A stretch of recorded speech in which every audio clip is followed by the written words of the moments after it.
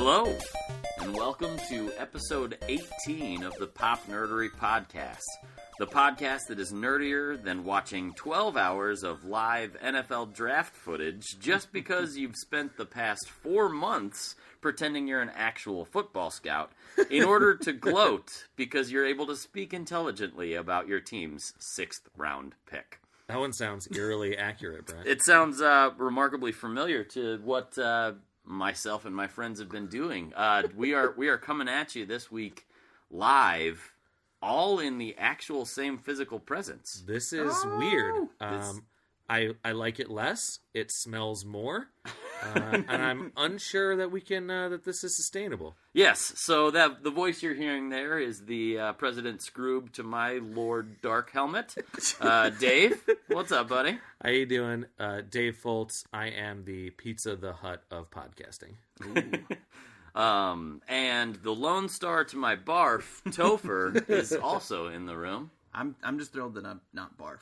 So that works out really well for me. Yeah, I figured I would call myself Barf. Yeah. Just because that was a self-deprecating way to introduce. You're your own best friend. I am my own best friend, and I'm your podcast host. I'm Brent.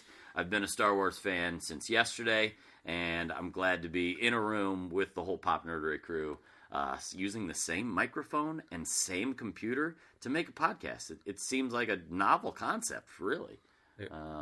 Yeah. So, different podcast, similar format.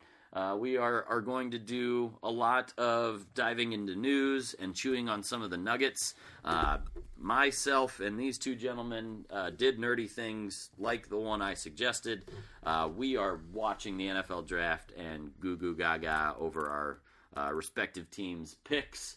And we have a lot of beer drinking and possibly baseball watching and football draft watching to do. So this podcast will catch us up on some of the news in the nerd world that has us talking, and then we'll give some recommendations, and then we'll bid you adieu, friends. So, Toph, why don't you tell our friends how they can help the show?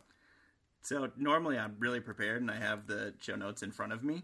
I don't have them there, so this is going to be just the off-the-cuff ways you can find us. Yeah. The first way is you can go into the iTunes, jump into the podcast section, fire up that search box, and see your good old friends at Pop Nerdery.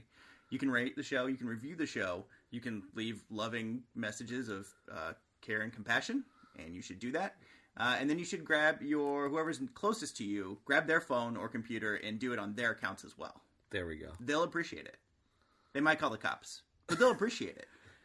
You've assaulted me with this podcast. Subscribe to the Pop Nerdery Podcast on your local law enforcement's phones. Exactly. When you're taken into booking, ask them if they subscribe to Pop Nerdery. It would be really great. I mean, we would really appreciate it if you just walk into your local library and put the Pop Nerdery Podcast on the screen of every computer in the whole library. Every computer. That would be great. Your tax dollars say you can. You can follow us on the Twitters at Pop Nerdery, POPNERDERY. Mostly it's been a lot of GIFs lately, and I'm not going to apologize for that. And if you don't like it, well, then get off Twitter. Agreed. So, guys, we have been, as Brent said, immersed in the NFL draft. It looks like the nerd world can't give two flying fucks about the NFL draft because every franchise put out news like yesterday. So we have some stuff to catch up on, and we don't really have too many thoughts on them. We're going to learn all these things together right now. Yep. Because we haven't been good nerds the last couple days. Bad nerds. Bad football analytics nerds. Yeah. So I'm going to start with Star Wars because that seems like a good idea. Heard of it. The first thing I want to talk about is Rian Johnson, the director and writer of Star Wars Episode 8 and Episode 9, has posted some set photos. They look awesome. They look great. So he looks awesome. He looks good. Behind the camera. He looks like he works out. One of our greatest compliments that we paid to The Force Awakens was how tangible the world looked. Mm-hmm. And, oh my goodness, I love looking at a guy standing next to the cockpit of an X-Wing fighter. Correct. Cleaning the window. Like a real one, yeah. He's wiping it down. He's just wiping it down He's a one little of the bit. dudes that runs out at traffic lights and just starts wiping down your windshield. And same window viper is also cleaning an Imperial, First order. Excuse me. First order. Excuse me. Desk of some sort. Yeah. Console. So yeah, Thank you. in both of Those these are the pictures, they're words. just showing you how diligent they are with making sure things are shiny. Actually, it's A real commitment to It's a shining. different window viper. So I just realized that because we're in the same room, we're looking at the same screen, which makes this a more visual thing. We are recording us. an audio podcast. So the first picture we looked at is X-Wing fighter. The second one looks like a buckethead guy who would have been on a Death Star at some point. And his console looks very 2001: A Space Odyssey. Yeah, it really Agreed. does. It looks great. This is the world that I want to live in. He is not standing in front of a blue screen, Right. which makes this, it feels like Real. Star Wars. Yeah. And what's lovely about this is the graphics on his actual computer screen don't look like 2016 graphics. right. It looks like 1980s graphics. Right, which is what you want. Yes, so I appreciate the consistent, true to form Yeah. technology. The next question I have is where I can get this X-Wing model so I can put this in my office so I can actually just work inside it. Because now that I know it does exist and it is real, like, I don't want to work anywhere else except for inside the cockpit of an X-Wing. Yeah, Exactly. and we Take could all this just call. be hardwired in. It's like Yeah. Red 5 Yeah. checking in. And as long as I'm not Porkins, then I'm fine. We're good. I'll be Porkins, I guess. I'll Porkins it up. Can either of you guys tell who is sitting in the cockpit of this vessel? Yes, a pilot. A man with a helmet. It does look like a man with a helmet. I was hoping maybe See, we would I see. win. I was hoping maybe we would see some Daisy Ridley in an X-Wing. Ooh, That would be kind of nice. we've got a pilot. Yeah, she is a. Let's say pilot. it's her. There we They go. Okay. can prove it. All right, cool. So breaking news: Daisy Ridley flying X-Wings. Confirmed to be flying X-Wings in Rogue One. You heard it here first at Pop Nerdery. Bob Nerd. All right, moving on. We also, in related Star Wars news, have Ewan McGregor was asked. I don't know where he was or what he was at. How At dinner. I guess he was doing an interview with Collider about some other thing, and they asked him about an Obi-Wan Kenobi, a Star Wars story anthology film, with Rogue One coming out. I guess it's on the top of everybody's mind, and all I have to say about that is yes, please. Yes, please. Sign me up twice, 4 times. Totally. I think my ultimate Obi-Wan movie, because based on the age of Ewan McGregor, you pretty much have to do a movie in between Episode 3 and Episode 4. Yep. That's the timeline that you have to stick with. Yes, you could recast. However, Ewan McGregor was pretty much the only good thing about the prequels. He's Alec McGinnis. He's Sir Alec McGinnis. Alec Guinness, yeah. Reincarnate, yeah. He is. He's great. So, if you're going to have to set it in that timeline, I think my ultimate Obi-Wan movie is Obi-Wan plus Indiana Jones equals this anthology movie. And by that I mean we had all the Jedi killed off. Not all, most of the Jedi Right. killed off Right. at the end of Episode 3. I want to see Obi-Wan Indiana Jonesing it throughout the galaxy to preserve the history of the Jedi. I want him to take a sandbag and put it on a weighted thing to grab to Grab a Laser holocron. to grab a golden idol of some kind. Yes, I think that allows Ewan McGregor to do what Ewan McGregor does best. Yeah. To be just like a swashbuckling Yeah. Jedi. You can see all kinds of cool new planets, all kinds of cool new aliens, and you get more time. You get more time with Obi-Wan Kenobi, who is, I mean, he's my favorite character in the entire saga. My fear is that I keep like a dog that's been kicked down the stairs too many times. Is I keep thinking about all of the awful aliens in the prequels, and that's not Ewan McGregor's fault. I understand that, but when you're like, Correct. I could go meet all kinds of new things, it's like, no, I don't want any more of You that. mean you don't want him to hang out with Dex, the short order cook God. / Republic spy? Slash He was inflatable meant to be balloon. like his best buddy or something, the way they framed it. Yeah. So Wait, they'd almost have to. Dex cannot be Obi-Wan's Chewie. That cannot be real. I think that's canonical. All right. Yeah, See? I love that idea, Dave. The one element, though, like, yes, would it be cool to see an Obi-Wan adventure movie? Yes. Yeah. Mm-hmm. Yes, would it be cool to have him preserve the Jedi Order a little bit by finding artifacts and things? Yes. But there's still kind of the spiritual side of the Force that we haven't gotten full, accurate exploration of. And while I want to leave some of it mystery, I don't want to hear midichlorians. I don't want to hear if you chant this chant, then you become a Force ghost. I don't want that. Don't say that word on our podcast. The midichlorian word. Don't say it. Or Force ghosts. But I want his own understanding of the Force and the faith to be explored. I think there's maybe a great opportunity for us to learn about the Church of the Force, which was something brought up in The Force Awakens. Maybe the character of Lor San Tekka as a young, somebody who's exploring the Force with an Obi-Wan Kenobi, perhaps. I think all that stuff could be really fun and tie into what's going on in the most recent trilogy and give you a headier movie.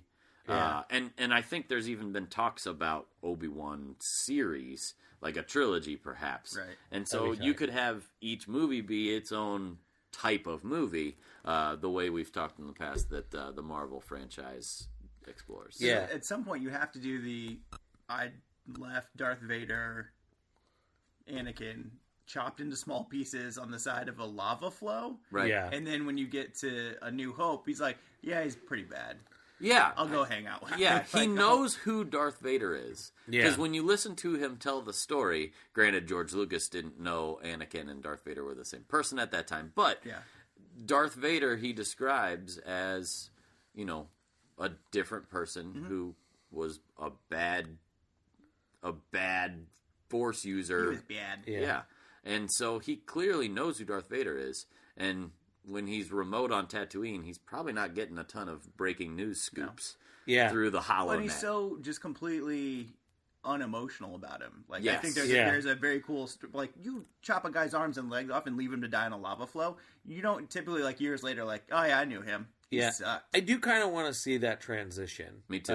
Because There's a lot of meat on them. that at the end of again, Ewan McGregor was the best part of the prequels, but I think the part that could have been the strongest was the very end of Revenge of the Sith. That scene where Padme confronts Anakin on the landing pad and Obi-Wan is standing on the ship. That is, if the acting were slightly better from one of the three, I will not name who, that's a very powerful scene that they didn't earn because they didn't give you that relationship enough. you filled in the gaps. May I posit a possible idea, and we're gonna hate it, but I think we have to talk about it. The opportunity missed from the prequels was we were supposed to believe that Obi-Wan and Anakin were best buddies. Correct. And they were brothers, and they fell out of favor with one another. At a certain point, we all felt that part was totally glossed over. By it. And so, do you even entertain the idea of doing flashbacks as a storytelling element? You'd have to bring back Hayden Christensen. Exactly. No. Which is a scary proposal. No. Yeah. I can't do. Yeah. That's another 3 things we don't talk about on this podcast. Yeah. No, Flashbacks? and I think Hayden Christensen. I think if you're going to do flashbacks, because as we know, Topher and I are we are team no Force Ghost. Correct. If you're going to do Riding flashbacks, solo, I guess. if you're going to do flashbacks, do it with Liam Neeson. He's a good actor. You could build that relationship, but build it with Obi-Wan and Qui-Gon instead of Obi-Wan and Anakin. It's not quite the same. Yeah. But Liam Neeson. Yeah, Liam Neeson is better. Is what I'm so saying. I'll live with that. The age of Ewan McGregor becomes a problem at that point. Yeah, but he is kind of like he doesn't look like No. he doesn't look like a 45-year-old man or whatever he is. I mean, I kind of want because he's just so goddamn handsome. He's got a painting in the attic somewhere. I do want Obi-Wan by himself, I guess, is kind of what I want. Yeah. And just like we give the Marvel movies a ton of credit for this one is a heist movie, and this one is a this movie, and this one is a that movie. If this Star Wars movie is just an Indiana Jones movie, I'm totally down for that. And my argument is that even if it's I'm finding myself and righting my own wrongs in my head story, that could be a fun place for a Star Wars movie. And when you say you want it to be more heady, we can have you could have him coming to terms with how he failed Anakin. Exactly. And I think that's the most compelling part of that story. I mean, since it's basically his fault that all the rest of the Jedi are dead. and so maybe the storytelling element that gets that accomplished, if we avoid the flashbacks and things, is finding someone to tell these stories to. Yeah. So maybe a Lor San Tekka. Yeah. That would be an interesting possibility. So and maybe Lor San Tekka, our de-aged Max von Sydow, is the guy who gives him this mission, I guess, where he says, hey, I think he's a priest of some sort, and he helps him come to terms with the wrongs committed. Well, and he says, I know that you live with the guilt of the downfall of the Jedi, right? The balancing of the Force, if you will, because the good was so heavily outweighing the bad. Yeah, they balanced it by getting rid of all of the good. right. That was the part of that prophecy that I always loved. Was like he did bring balance to the Force. They were right. It's just the Force. Not that way. Yeah. So yeah, I think that's a really good idea, and more Ewan McGregor in our lives is always a good thing. Moving on, we brought up Marvel slightly while we were gone, focusing on safeties and personal fouls and intentional grounding. They released an international trailer for Captain America: Civil War that had quite a bit more Spidey in it. You did have to fight through some subtitles and a Spanish language announcer to get there, but there was quite a bit more Spidey. It was, to me, it looked a little CGI heavy, but you do get to hear a wisecracking teenager Spider-Man, which is what we've always wanted. That's the version, I guess. I guess that's what I always wanted. That I didn't know I wanted. Because I don't ever need Spider-Man. But it's his homecoming. If just like Stan Lee said, every comic is someone's first comic. If this is your first Pop Nerdery episode, team no more Spider-Man, no more Fantastic Four. That's Brent and Toph. Yeah. Team take it back to the good side, bring it back to the light, into the MCU. Redemption. That's me. But so I'm excited about Spider-Man. We also, since we were gone, learned that the title of the next Spider-Man solo movie, which is being creatively produced by Kevin Feige and the MCU, is going to be titled Spider-Man Homecoming, which I think is a perfect title because it works on two levels. It's clever. Yeah. It gives you high school. High school. You think of high school, which is what they want you to think of when you think of Spider-Man. And also, he's coming home to the MCU, and he's going to be done right for the first time. I'm totally willing to assume he will be done right. They have earned enough credit, and I will give them a chance to wow me with a Spider-Man movie. And in this trailer, like it, as much as it, I don't need it. And I'm not particularly excited at it. I'm with Dave. I do like the treatment of him. I feel like they've, in the same way they've gotten a lot of the other characters, right? Like, Spider-Man feels like they've captured the spirit of the books a lot in this. Totally. It's just going to be whether I can sit through the entire movie listening to Screech swing around in a costume, talking to me like that. Screech. So they did a meta title. That's what they went with for the Spider-Man movie. So meta. I think that where we can expect another meta title is in the Deadpool sequel, which... Tell me more. The director of Deadpool, Tim Miller, I believe his name was doing an interview with IGN, and he talked about what they're looking for in an actor for Cable. And I figured, since our podcast has had exactly one great idea, this is a great time for us to talk about it again. Bruce Campbell for Cable. For Cable. So he talked about wanting a physically imposing actor as Cable to play the straight man. Mm-hmm. While Bruce Campbell, not quite as physically imposing as maybe he once was. No. I think he is still an imposing figure, Yes. especially in the nerd world. He will dwarf Ryan Reynolds just by standing next to it. Correct. Ryan Reynolds is a very fit man. I don't think Is he not tall? I don't think he is a broad man. Oh, no. All right. I think he's sprightly.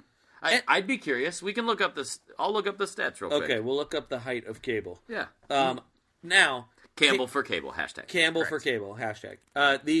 Tweet him at Groovy Bruce. At Groovy Bruce. Just tell him Pop Nerdery sent you. Yeah. You know, that's a radio cliche that we're going to use. He'll know where you're from. It's I fine. do agree that Cable has been physically imposing. He has been quite physically imposing. He actually was the most comically physically imposing comic book character in the 1990s. Yes. Yeah, he's like 4.5 feet wide at all times. Oh, in yeah, those books. yeah. So I agree that we could have a physically imposing Cable. I think better choice, Bruce Campbell. Great actor. Yeah. Do that.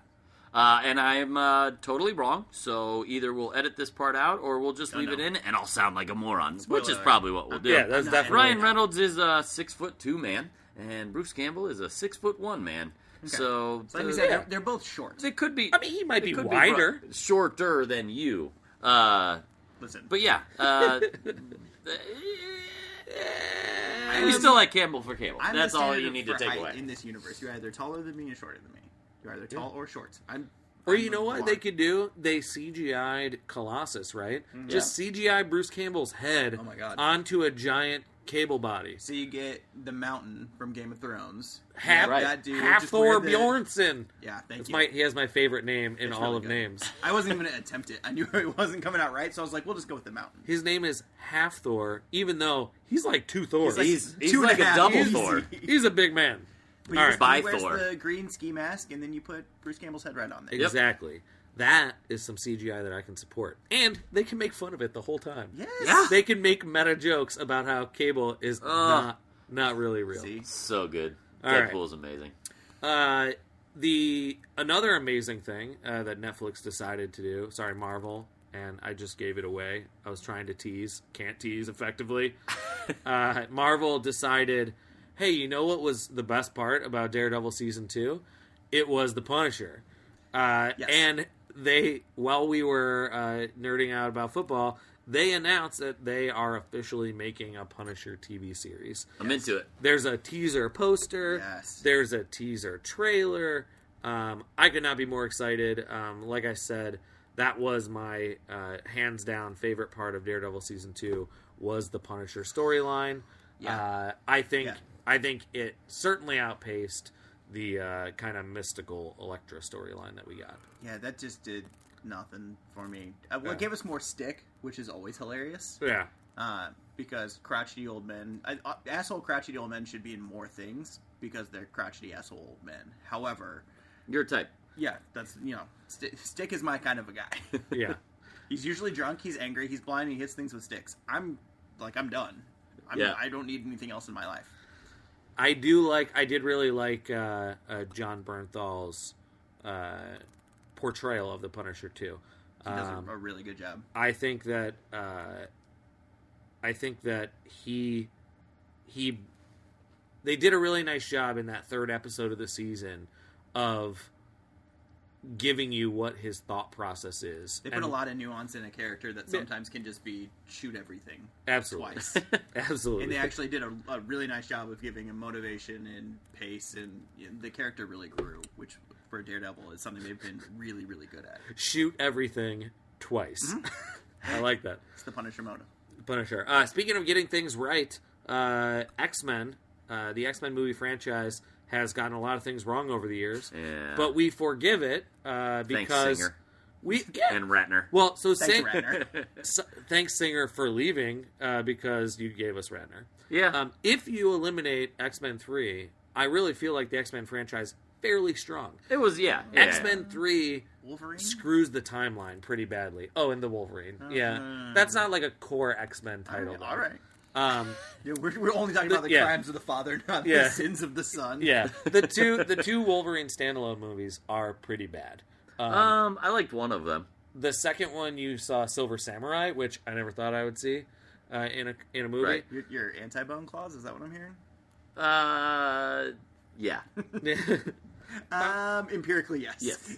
In every way. I'm a big fan of Bone Claws. Unless Magneto ripped them out in a fantastic way. There you go. I don't It just want keeps it. getting worse. So one of the biggest complaints that people have had about the X-Men franchise over the years has been the lack of costumes. In the first one, They're all naked. In the first one, the world was not ready for costumes. For the black We and had yellow. black leather. In the first one, They just love motorcycles a lot. we have slowly and incrementally gotten slightly better. The best costumes that we've had so far were the ones from X-Men First Class. Yeah. Because they found the color yellow in the color palette. It's weird. They lost it for a while. But right now, we are all looking at a screenshot from the newest movie where we have a Nightcrawler and a Storm and a Cyclops and a Mystique and a Jean Grey and a Quicksilver. And they're all wearing costumes that look pretty damn close to comic accurate. And Well, Professor it has X on in the them. background, Yes. looking very much like what you Yeah. needed He's- Professor X to the only look thing like. Professor X is lacking is a floating yellow wheelchair. Correct. Correct. But that's okay. I could deal without the floating yellow wheelchair. You do have Cyclops, who is the most criminally abused character in all of comic book movies, looking like Cyclops. He's got his blue jumpsuit. He's got his little The thing, bandolier his little looking. bandolier looking thing. Offset. All of the costumes are slightly like too blue tinged, but you know what? Let's stop complaining because they got halfway there. Right. Yeah. It's only taken 20 years for them to almost look like X-Men. Yeah, and actually, you look at Mystique in the background.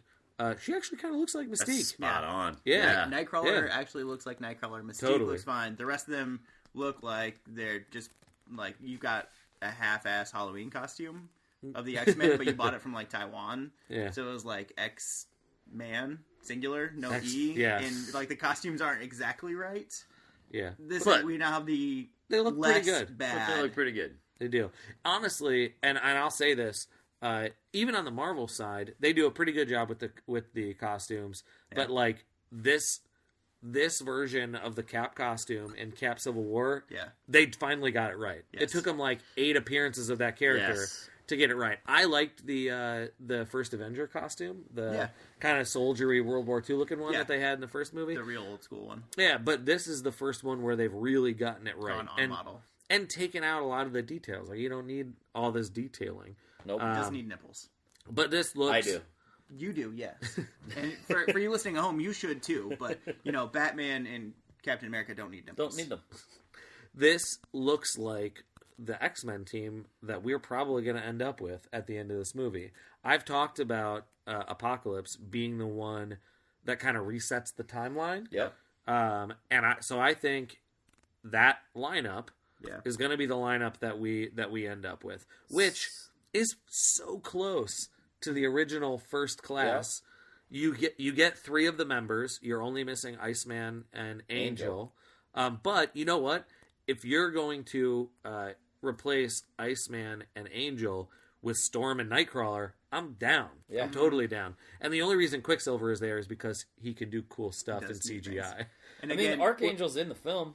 Yes. So, Yes. And Storm is one of the, seemingly from the trailers, she's one of the 4 horsemen. So, Correct. Yeah. you know, we'll see. And legally, we're obligated now to complain about the fact that Gambit has still not been in one single goddamn X-Men movie, and we've been doing this for 20 fucking years now. You're gonna get some Channing Tates, some little Tatey Channons. Wait, didn't we have one guy make a cameo appearance? But Taylor Kitsch. Thank you. And It honestly, was like he ended up in the movie accidentally. He Like, wasn't- was just standing there, and Yes. the camera panned too far. it honestly wasn't. It wasn't a terrible version of Gambit, but that movie was so bad Correct. that you can't really I don't respect acknowledge it. Yeah. So, give All me my right. Gambit, you stupid jerks. We are gonna move on to the world of DC. It looks like we talked a couple weeks ago about the Batman solo film that was kind of confirmed by Warner Brothers.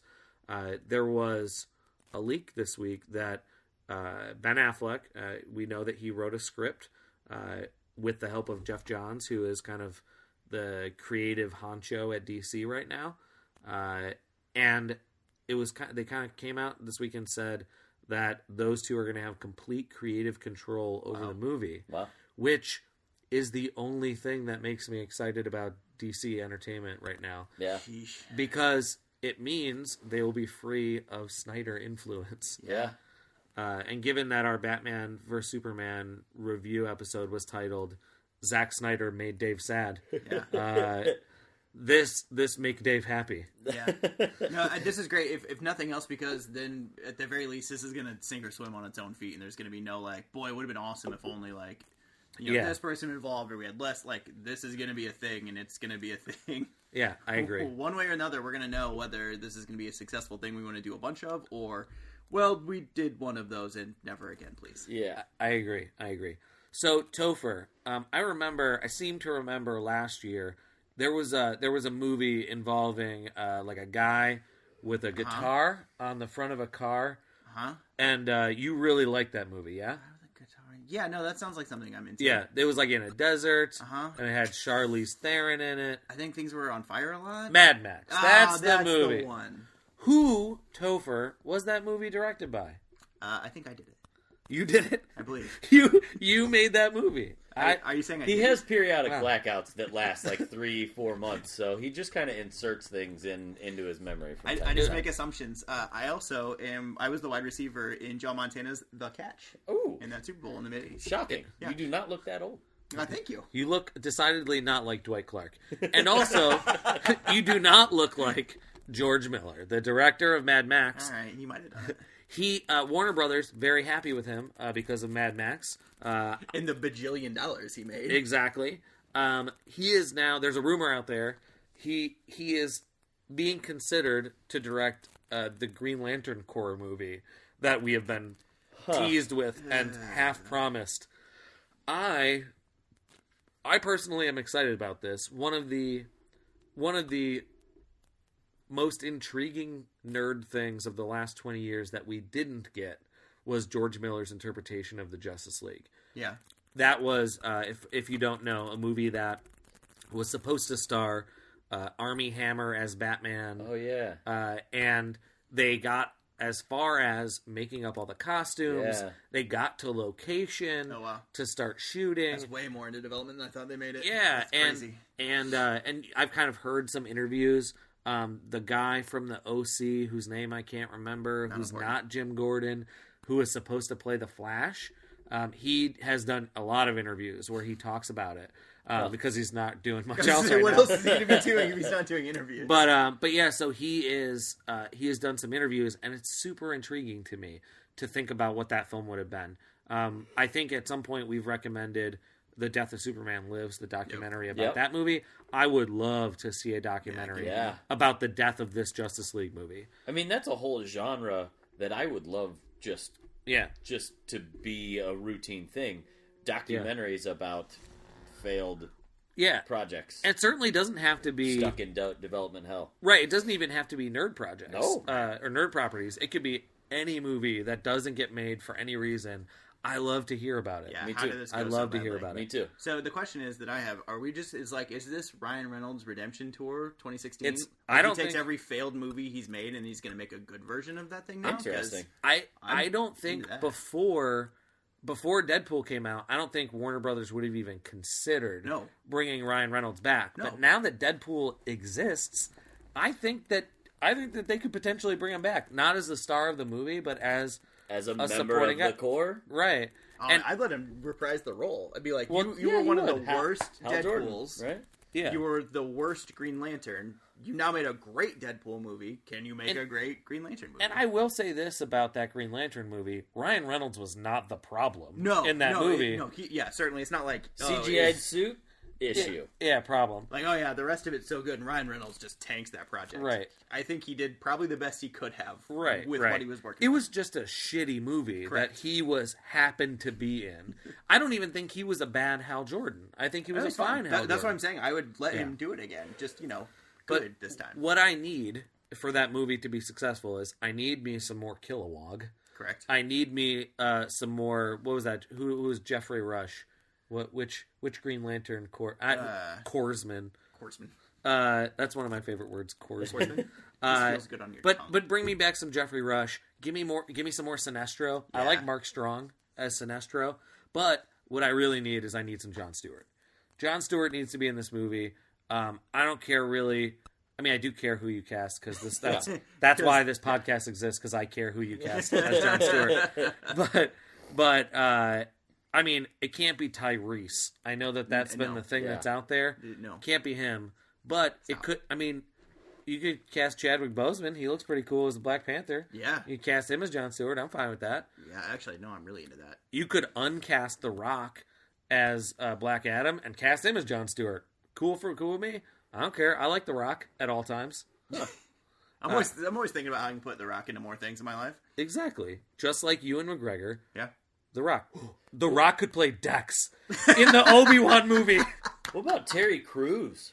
Terry Crews. I like Terry Crews, but that's maybe too comedy. Can you turn it but down? Yeah. Because you want some bombast, but he just seems like kind of like a gummy character. Yeah. Like he's just. I mean, Jon you Stewart. pose him however you want him to go at all times. Jon Stewart. Gumby, yeah. Jon Stewart is a serious character, Gumby, damn it. not a funny guy. You know what?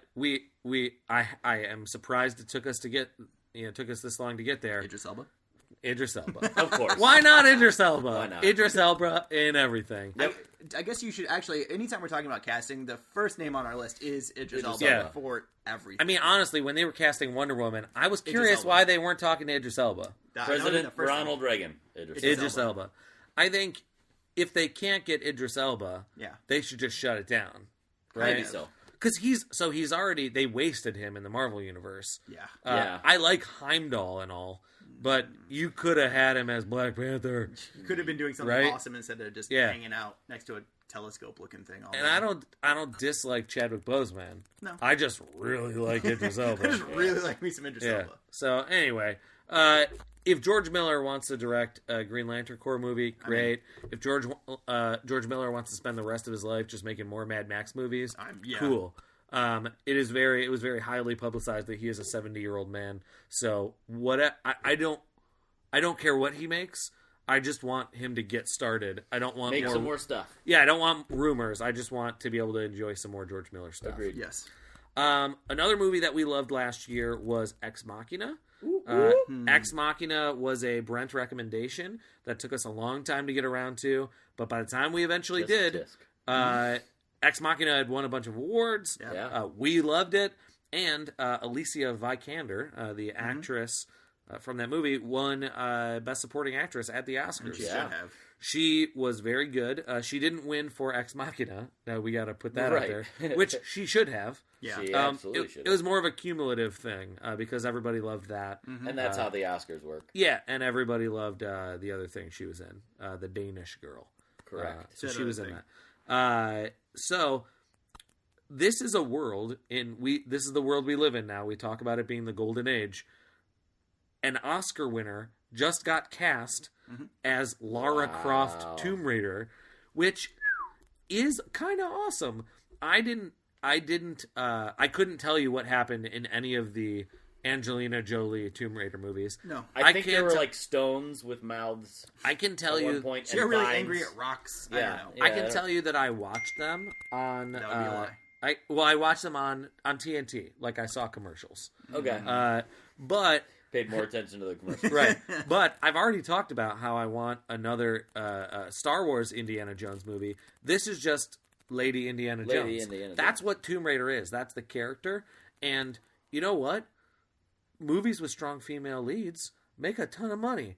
Yep. You put a good actress in it, you spend some money on it, this could be massive. Get crazy. Massive. Get crazy and follow the Frozen concept. Put two strong female leads. Oh my goodness. Not talking about boys. Brent, why, Brent, would you want to put two ladies in things? Well, I don't know. That doesn't happen in real life or anything. No.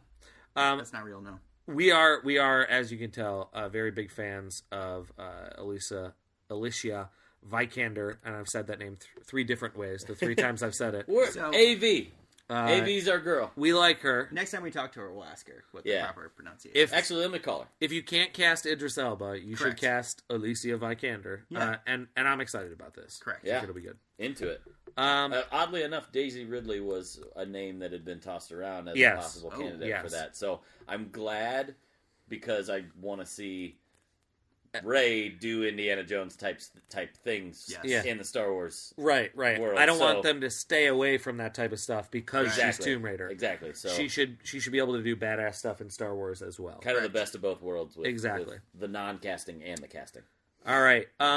I think one of the most underappreciated nerd properties of the last decade or so was Zombieland. Oh, yeah. The first Zombieland.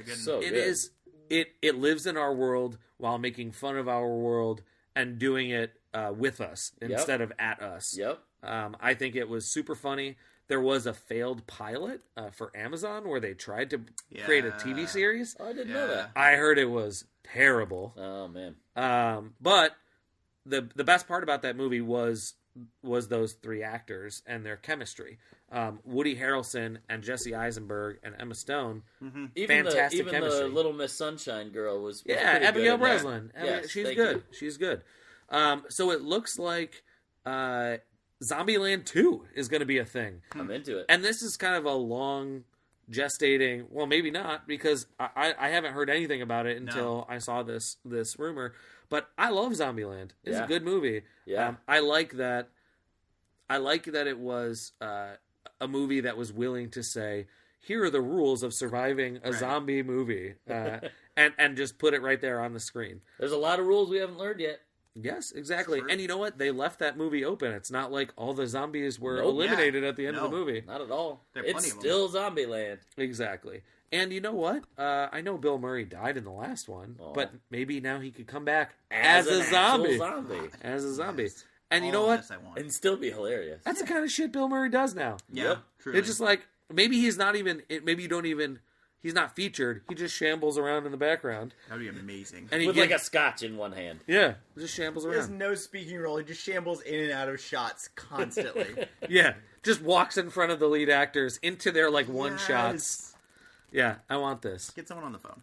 I would also be willing to accept and tolerate and be excited about a Bruce Campbell cameo in Zombieland. Give me some Bruce Campbell. I mean, the Evil Dead.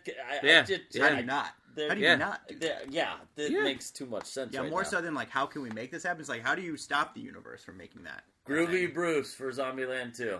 I mean, if we're gonna put our eggs into a getting Bruce Campbell to do something basket, I'm gonna lean toward Cable. Oh, ditto. But if they want Half Thor Bjornsson to be Cable, I think this would be a good. Yeah. You know, this would be a good if not, then have you ever seen a 7-foot tall zombie in anything? No. Now we're just getting greedy. Get some Half Thor Bjornssons. Bridge too far. It'll never work. All right. The last thing we're going to talk about today is actually, and I didn't plan this segue because now I'm talking about it. Smooth. Is a Bill Murray, a beloved Bill Murray vehicle, Ghostbusters. Ooh. The original Ghostbusters is supposed to be releasing in theaters again. So when you go into the theater and you see those ads for Fathom Events, when they bring back old stuff or they show you a theater production or whatever in the movie theater, they're going to be bringing back Ghostbusters for what I thought was appropriate for no reason, the 32nd anniversary of the movie. Which is perfect for that movie, that they're going to celebrate the 32nd anniversary. I like it. So it's going to be showing on 750 screens, which if you know anything about box office numbers, that is not an insignificant number of screens that's a lot of to show a movie on. A lot of the movies, a movie that came out 32 years ago. 32 years ago. A lot of the movies at the Oscars show on less screens than that. For real. So I'm excited about it. I went to one of these Fathom events a couple of years ago when they brought back Raiders of the Lost Ark, and that was a great movie to see on a movie theater screen that I obviously didn't have the chance to when I was a child. Because you were either not born. Yeah, probably not. Probably not. I don't think. What is Raiders? 82? 81, 81, 82? Somewhere in there. Something like that. I was Bjornsson. I was Bjornsson far after that. You were Bjorn a son? So that is the nerd news for the week. We are going to take a quick break, and we'll give you guys some of our recommendations, and I will try my very best to keep Brent from recommending you an outside linebacker. Real quick, we're going to take our break. We'll be right back. Today's show is brought to you by Amazon. Go to propnerdery.com/Amazon and shop just like you normally would. Get the same Amazon products that you know and love, and you can even support the show. So, for instance, when you're doing your weekly 11-inch pewter wizard collectible shopping, you can go straight through the popnerdery.com/Amazon link, shop like you normally would.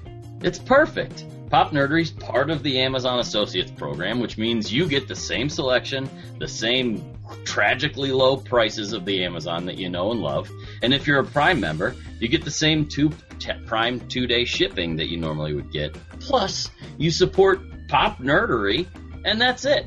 It seems pretty basic. What's not basic is deciding whether Stormborn the Warbringer goes on the left, and Drawswith the Hated goes on the right, and which one of them is finally going to get that coveted middle spot. That's complicated. This is easy. Exactly. None of this is complicated.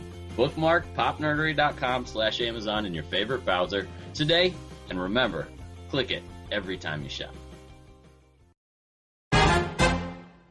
And welcome back. As we mentioned, we're just going to give you our news and then some recommendations and be out of here. So no deep dive this week, but we promise we will make sure one happens sooner than later, because we know how you love to hear our prognosticating. And our dulcet tones. About the world in which we live in. And things that already happened. About Prognostication. past. Anyway, words are hard sometimes, and that's why we podcast to practice. And We're getting so good at words, guys. I know, right? Sentence structure is almost coming together for me today. The recommendations section here, I will throw to Dave first because I think he has something he's very eager to hear himself recommend to us. Yeah, I try my best not to recommend other podcasts on our podcast. God. The reason why is because I know that your podcast time is limited. Podcasts are free, so your podcast budget not limited. But your podcast time, your commute, kind of limited sometimes. But I'm going to throw all that shit out the window because one of my favorite things on the planet got its own podcast this week. Not this week. 4 weeks ago? Yeah. Recently. Words.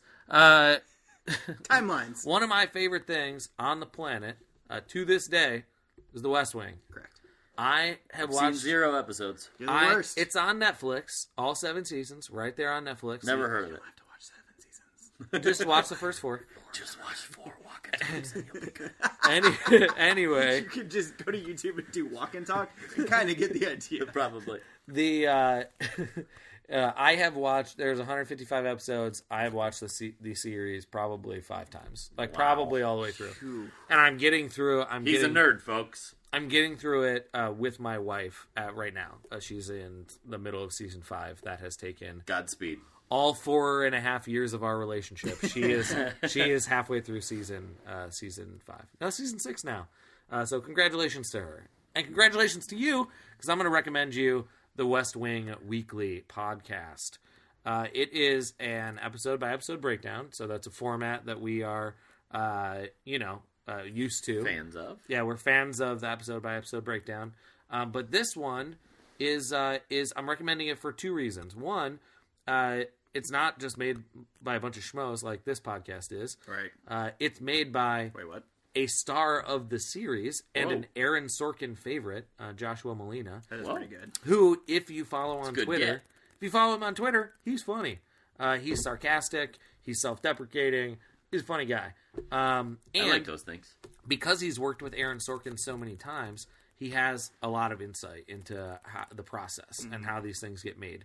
The other reason why I'm recommending it, specifically to my friend Brent over here, is the co-host, Josh Molina's co-host on this podcast, is Rishikesh Hirway from Song Exploder, nice. a previous Brent recommendation. Indeed. Rishikesh Hirway, Synergy. he makes fantastic podcasts.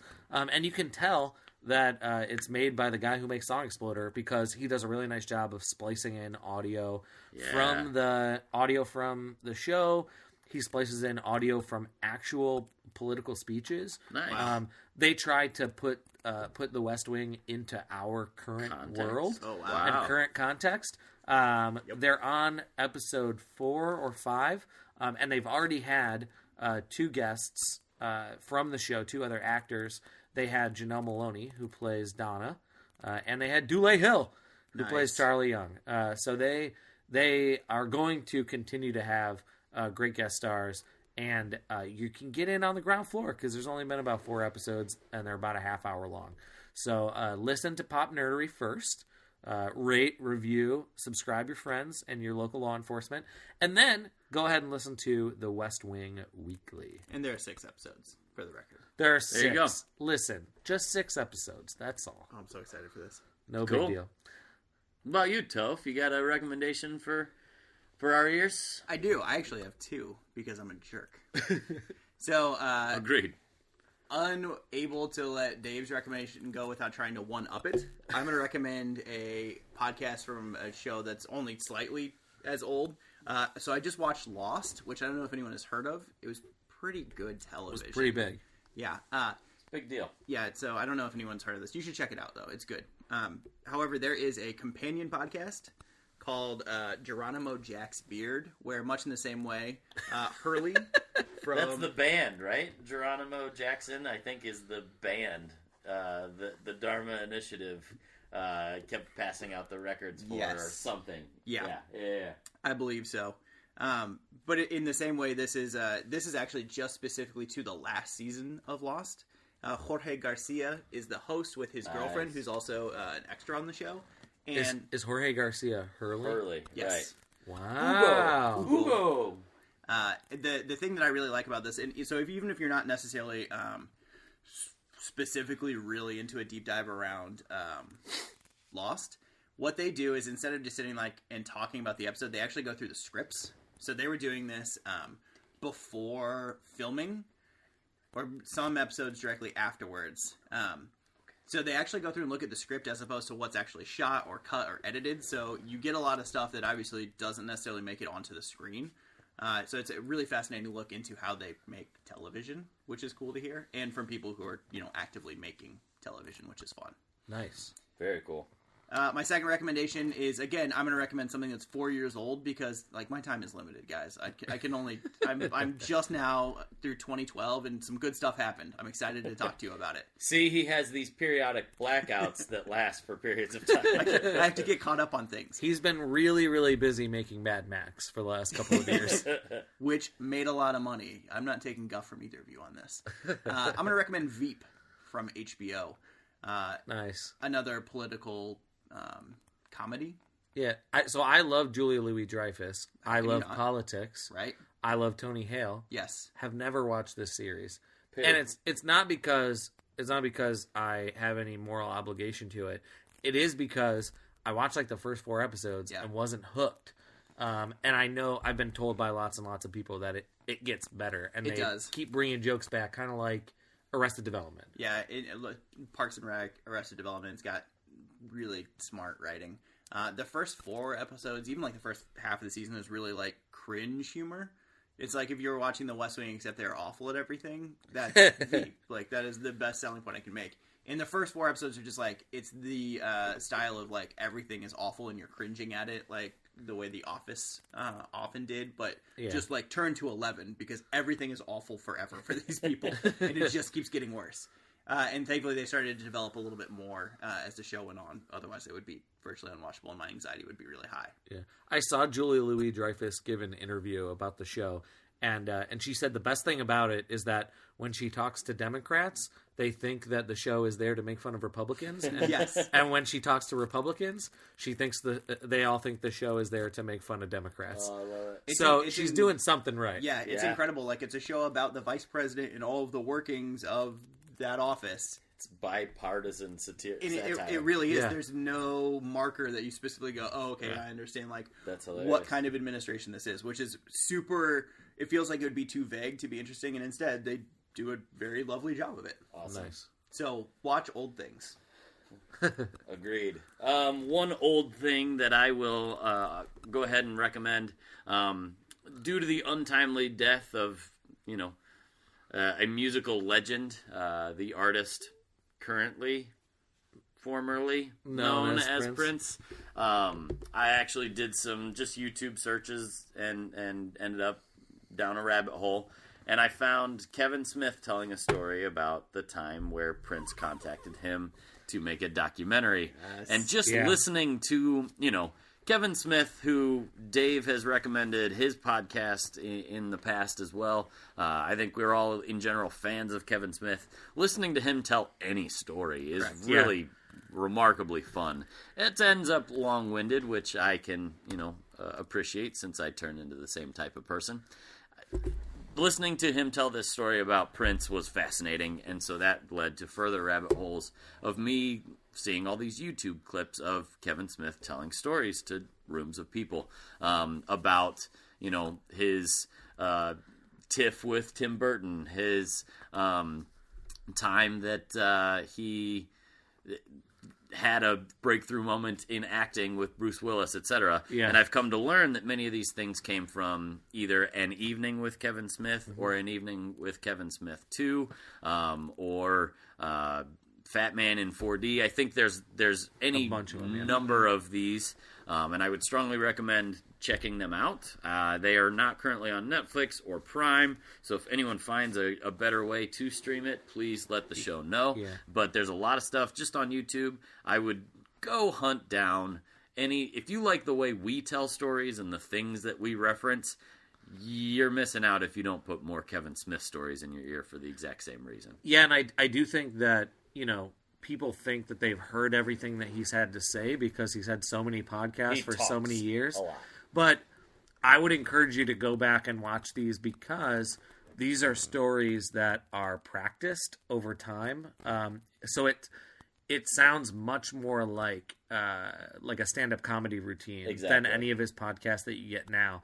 And I'm not going to complain about getting Kevin Smith to tell stories because I like it. Correct. But it used to be more fun to listen to him tell stories because he was just a younger and different guy. Mm-hmm. So he would go after somebody, or he would be cynical to tell a joke. He's more political now. Yeah, well, I wouldn't say more political. He's just more optimistic, which I can't fault the guy for. Like I like it. I think that, and if I'm totally honest, he has a podcast called Jay and Silent Bob Get Old, where it's a Q&A podcast, and almost every episode, one of the questions would be someone stands up and says, "Hey, I have a podcast now, and it's because you told me that podcasting wasn't very hard."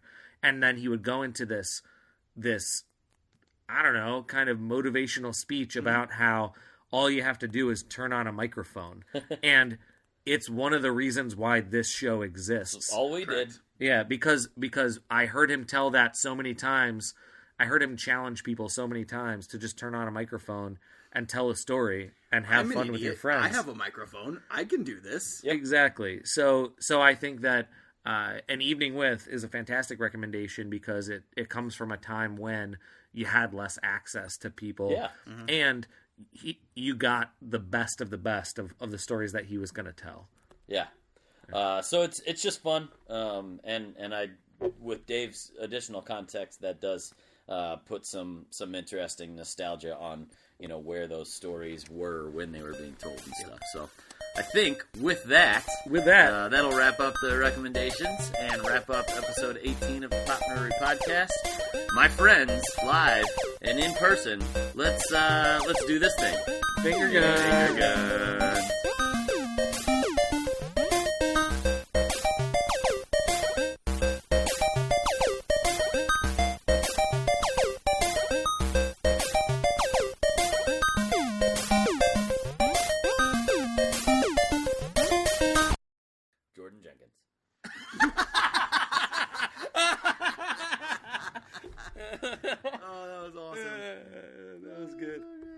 Man, I love that. I love doing this in person.